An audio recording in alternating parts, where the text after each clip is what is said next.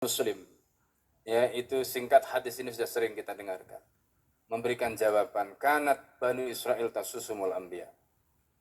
Dulu Bani Israel, karena estafet kepemimpinan dunia ini menurut Al-Allamah Dr. Wasqal Aji dalam kitabnya Qira'ah Siyasiyah Lisir An-Nabawiyah sebelum Rasulullah SAW itu diberikan pada Bani Israel. Ya. Maka Rasulullah di dalam hadis Muslim tadi menyatakan kanat Bani Israel tasusumul anbiya. Ya. Kullama halaka nabiyyun khalafahu nabiyyun. Nah, ini artinya bahwa Allah Subhanahu wa taala ketika menyatakan kepada Adam, "Inni ja'ilun fil ardi khalifah." Dan Adam di situ dipilih oleh Allah untuk menjadi khalifah yang pertama untuk memakmurkan bumi ini dan menerima amanah itu. Ya, bahkan Al-Qur'an menyebutkan ya, wa kanal insanu dha'ufan jahula ya. Manusia itu adalah makhluk yang dhaif dan makhluk yang lemah, makhluk yang jahul, tetapi itulah manusia.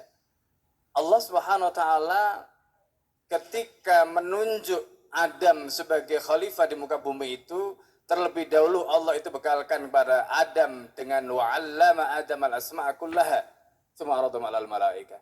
Jadi Allah itu memberikan bekal kepada Adam itu dengan ilmu. Sehingga kemudian Adam itu dinobatkan oleh Allah dengan segala keterbatasannya. Itu untuk menjadi khalifah fil ardi tadi. Ya. Nah, oleh karena itu para ulama sepakat yang menjadikan kita bisa memimpin itu adalah karena kita punya ilmu. Bukan karena kita punya harta. Ya.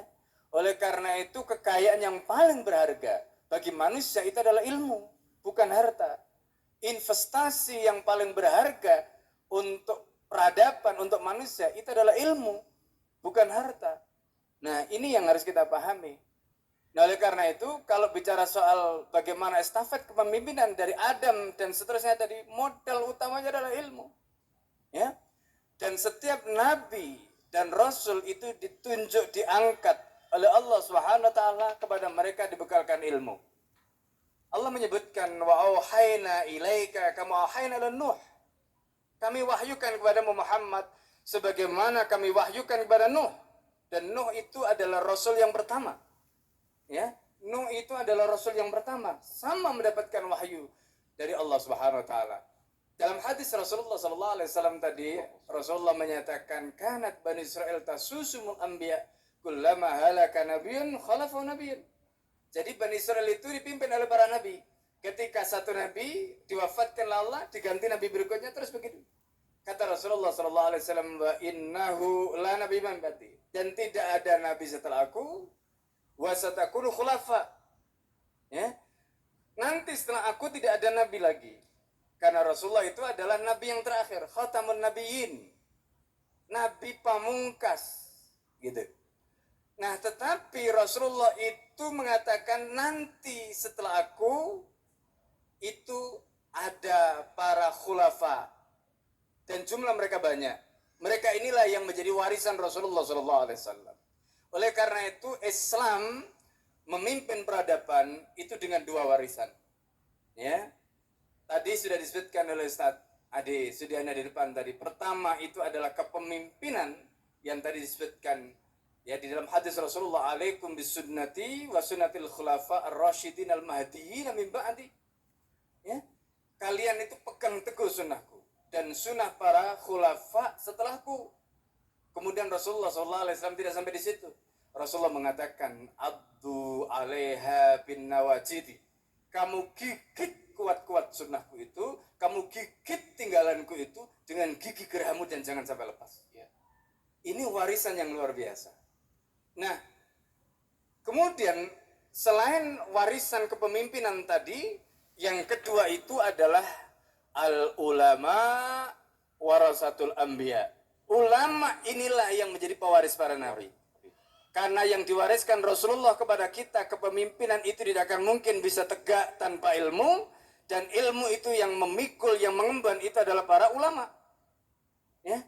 Nah, karena itulah tadi yang disampaikan oleh Ustaz Falik tentang investasi yang paling berharga, investasi yang paling luar biasa yang seharusnya kita investasikan Karena ini kaitannya dengan peradaban jangka panjang. Itu adalah investasi ilmu. Investasi mencetak dan melahirkan ulama. Nah, ini investasi yang luar biasa. Tetapi memang ini kan pekerjaan berat. Ya. Karena pekerjaan ini terkait dengan perkara gaib.